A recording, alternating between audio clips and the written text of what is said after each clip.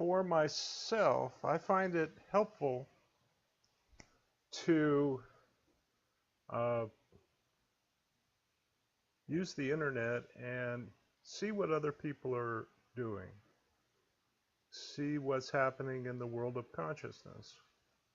Uh, Today, I looked at Buddha at the gas pump, Rick Archer's page, and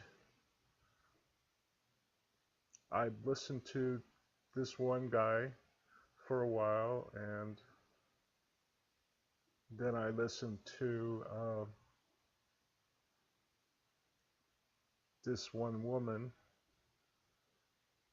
and she's doing the traditional Divine Mother thing, and I I listened to that for a while, and I saw how you know that wasn't my thing, but I wasn't hostile towards it. It was just like, okay, apparently this appeals to a lot of people, but and it did to me, in sorta in a way. And then while I watched that for a while, and then on the side page it lists related videos, and one of them was a follower of Amma, who I was also kind of a follower of her. I used to go to see her darshan programs once a year for, I don't know, maybe 5 years. And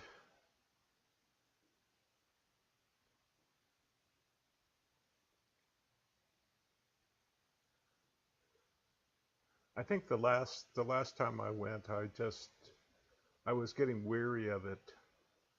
Not wary, but weary. And I just stopped going. I kept her picture up, and I kept,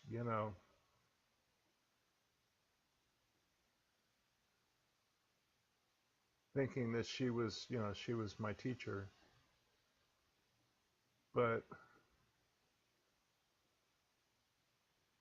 then many years later, uh, maybe about 6 years later, I was in a bad traffic accident, and my life changed. Well, actually, my life changed before that. I lost my job about 4 or 5 months before the accident, and so big changes had happened in my life. I was going through a lot of pain and recovery, physical recovery, and then this this woman wrote a book about how all things weren't all as I had thought they were with Amma. That there was unfortunately that's quite common. There's the illusion of what they their public image, and how they want people to think of them. And I've had to experience the shock and disillusionment firsthand with teachers that I followed, uh, who I joined up with actually, and was in kind of, I can't say I knew them personally. Usually I was never a close friend, but I was part of their group, kind of on the periphery in both cases. And I held them in high esteem, and years later I found out things about them that were kind of hard for me to accept. But there were so many of them. So many of the students told me that I had to accept it. And the thing with Amma and this book was that this person was not like just some disgruntled nobody. She was a, you know, a close disciple, a close student. She worked closely with her for many years, and there's no reason. And I read her book, and she did not seem crazy, like a crazy, disgruntled follower. And it was, you know, it was enlightening. It shed more light on the fact that these teachers, you know, they want, you know, they it's it's something as a seeker yourself, you're gonna have to either find out, either believe me or find out for yourself. But these teachers are, you know, they're not honest, and I understand it, and I'm going to try to explain it, but they're, you know, they present this one image, and then there's this other behind the scenes stuff going on, and it's too bad because it, you know, they're create, no matter how big they get, the the the flaws that they try to hide eventually, you know, come to light, and it kind of, you know, it ruins, it it destroys the good stuff that they've done. And and the ones that I'm thinking of, the few that I've had personal experience with, there was good stuff that was done. And it's not like the fact that they were dishonest made them frauds. It made them frauds in that way, as far as like, no, in the fact that they wanted, you know, people to believe that they were one way when in truth they weren't that way. So that was fraudulent. But it's like the old thing, the old idea of don't toss the baby with the bathwater.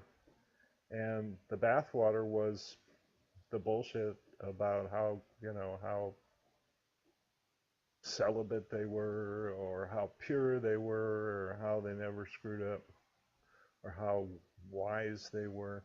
That's that's the bathwater. That's the dirty bathwater that that needs to get tossed.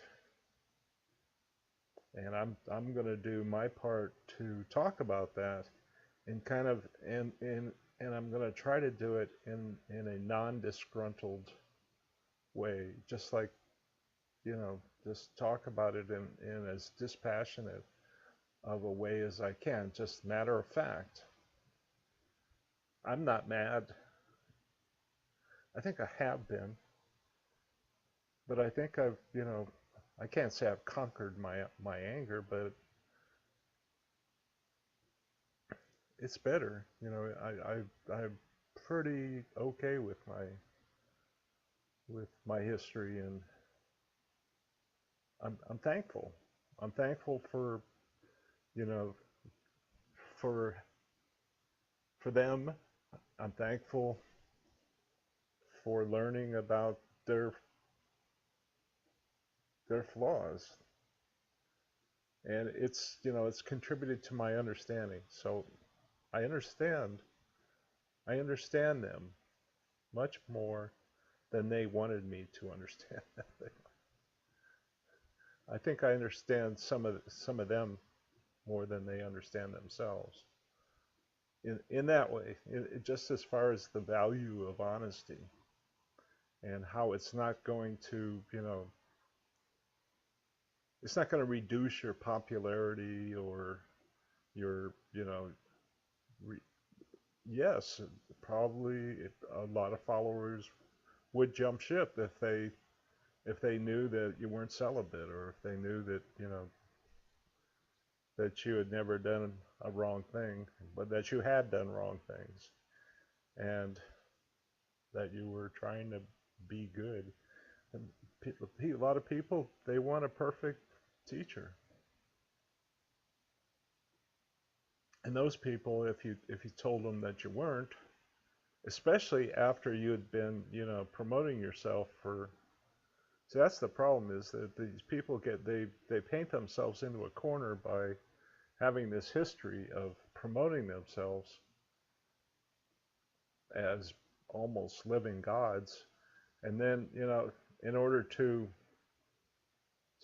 advance, I believe they would have to do what I'm, advocating, is they would have to be honest about what's really going on with them, not what they would like you to believe.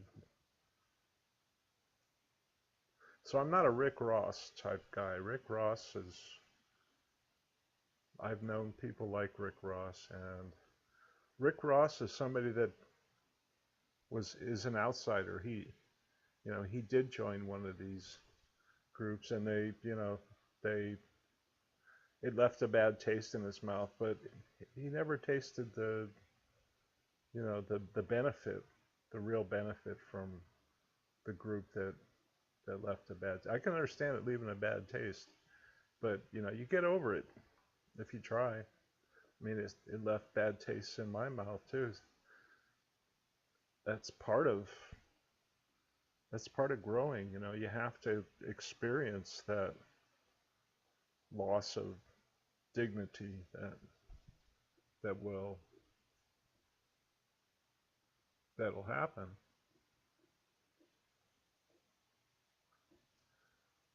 It's like your dignity, and that old saying of your dignity and the price of a bus fare will get you on the bus. In other words, your dignity is worthless. On the one hand, on the other, I believe you should always be respectful of other people. Not, you don't want to. Dignity is, dignity and respect are different things. Respect is just not being abusive, and not treating someone else as less than you. Respect means that you sort of like that namaste thing. You bow to that which is, the God in them, as in the God of you. Not that they're God or that you're God, but it's the divinity, the perfection, the beauty, the equality, basically. Other people are just as good as you, and if you understand that, whether they're begging or out of work, or struggling with their sanity, they're still, that doesn't make them less. They're just doing what they're doing. I mean, even if they're a criminal, or if they have a history of being a criminal, if they're committing crimes, you have to deal with that. You don't you have to respect the reality of that. You don't you're not going to take them into your house and show them where you keep your cold cash. You're not, if you know that they're a criminal, you want to stay away from them. I didn't always know that.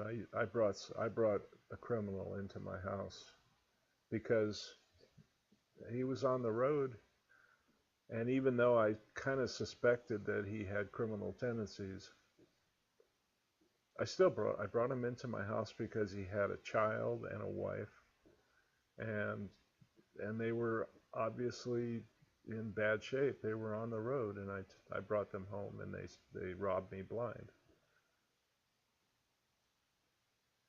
And if I would have been a little more, alert, and not such a naive young guy, I would have, you know, I would have felt that he wasn't a good guy. Yeah, just because somebody is in need doesn't make them a good person.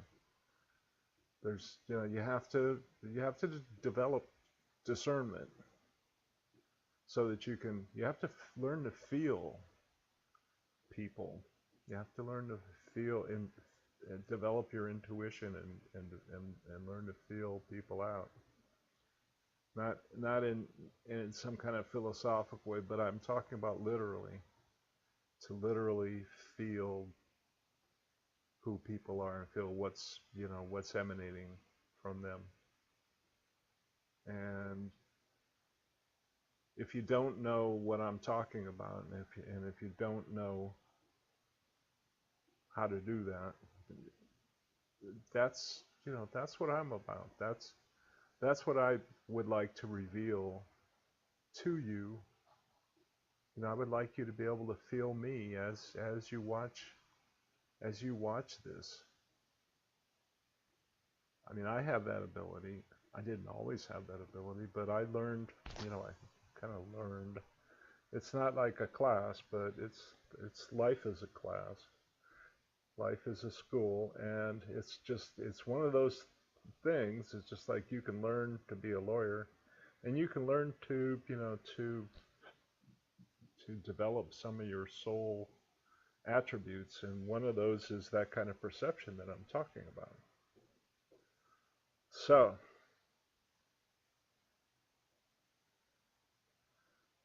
what I'd like to say about those teachers is that I, at this time, and probably because I feel like it's the right way to feel about it, at this time I have no hard feelings towards them.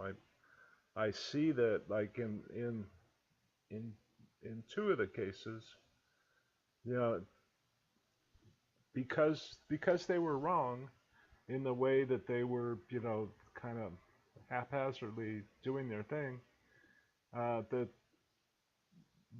they created their own karma, and their lives, basically crashed, and and they both had kind of like sad outcomes. Not necessarily the one. I don't. He seemed angry towards the end of his life. It didn't seem like he blamed. He blamed. He didn't take. He didn't really learn the lesson. He didn't learn that, well, I screwed up, and I had it coming. It was more like my students did that to me. They trashed. He used the word trashed, like, all these great works that I was doing. It was about his works, and the whole idea of becoming enlightened seemed to have gotten lost for him. Not that he lost it, but as far as the ideas part go, he thought that, the way to get there was to, through karma yoga, and he did a lot of that. He created that for his students, but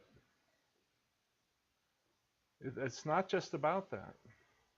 I mean, there's nothing wrong with that. Of course, it's always good to help the needy and the poor, but not at the. There's other parts about awakening that have nothing to do with that.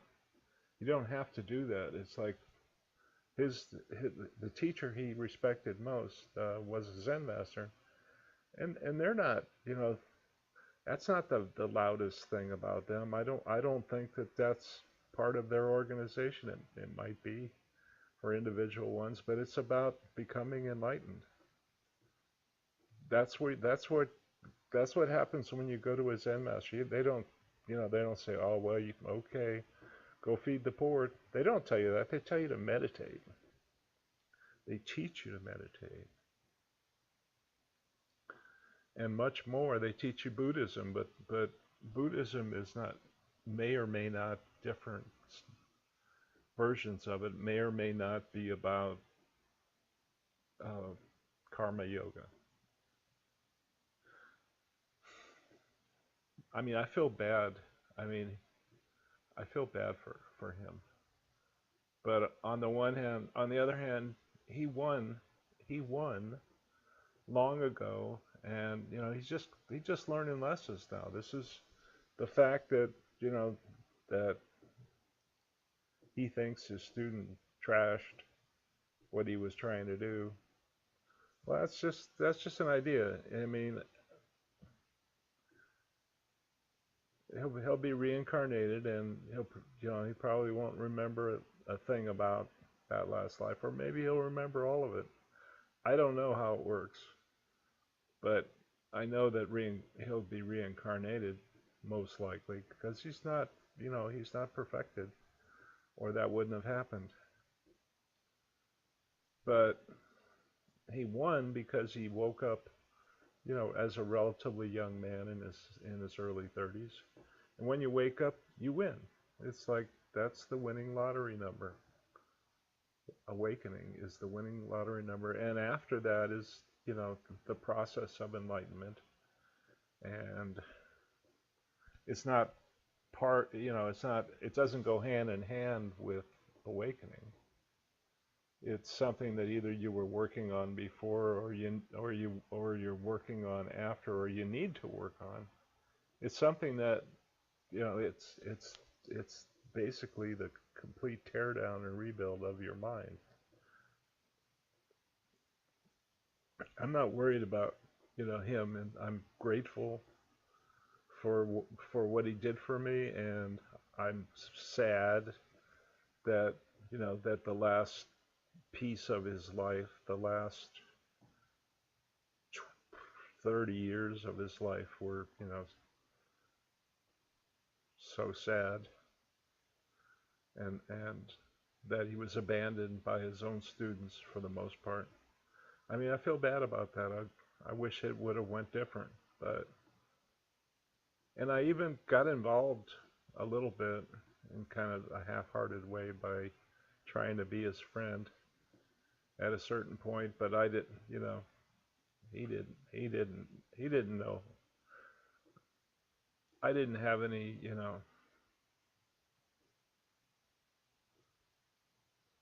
I didn't mean anything to him. And even though I had met him and been one of his students, he didn't remember me. It was just like I, I was not, I was not a peer. I was just some stranger, really. I don't think that I never told him that I had actually been his student. I just talked to him like like I was respectful, like you'd be with a teacher, and he was he was friendly, which was one of the things that was endearing about him. And we talked about various things, Swami Beyondananda and Ralph Nader, and things that are going on in the world. And at a certain point, I tried to make it more real, and he kind of didn't want to go there. He kind of was mean to me around that, and I didn't feel like I wanted I wanted that, and that was kind of the end of our little brief little friendship there. And he lived another 5 years after that. And the other teacher, well, you know, it was all kind. It was all there was like a little group, a little inner circle, and then there was a big, much bigger outer circle, and all kinds of like you know debauchery was going on in the inner circle, which I can't say is really right or wrong. I mean, they're grown-ups, consenting adults, if but but there was a pretense of celibacy, and he was just a, kind of a, I mean, he was known for being similar to Crowley, kind of a dark dude. He was into the power. He liked the, he liked having, he liked the power. He liked the fame, even though it was kind of a, he was just like a small time local celebrity. And he liked the adoration of the young women, as so often is the case. And I had heard, I thought he was just great because he just had this power, this consciousness that really helped me in my development of my consciousness. And I was just grateful that, that he was doing what he was doing. I had no idea what was going on I was not, invited to be part of. I wasn't a good fit for his inner circle, and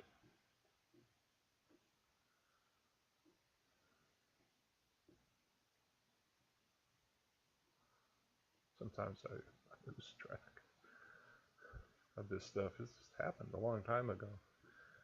But anyway, oh